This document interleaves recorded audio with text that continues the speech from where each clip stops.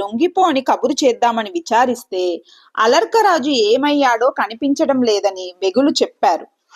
అతడు ధర్మాత్ముడు కనుక రాజు లేని సమయంలో విరుచుకుపడి కోటను ధ్వంసం చేయటం ఇష్టం లేక ఆగాడు. అనుకోకుండా మబ్బులేని పిడుగులాగా అలర్కుడు తమ ముందర బాలేసరికి వాళ్ళకు ఆశ్చర్యంగా ఉంది. అలర్కుడు అన్నయ్యకు వినయంగా నమస్కరించాడు. కాశీరాజును నవ్వుతూ పలకరించి, కాశీరాజా, నా రాజ్యాన్ని నువ్వు తీసేసుకో, పాలించుకో, లేదా మా అన్నయ్యకి ఇయ్యు, నీ ఇష్టం వచ్చినట్టు చేసుకో అన్నాడు. కాశీరాజుకి నమ్మబుద్ధి కాలేదు. అలర్కా, క్షత్రియ ధర్మం బాగా ఎరిగిన వాడివి, నువ్వు ఓడిపోవడం ఖాయమని నేను ఒప్పుకుంటాను. అంత మాత్రం చేత ప్రాణభయంతో ఇలా మాట పూర్తి కాకుండానే గలగలా నవ్వాడు అలర్కుడు.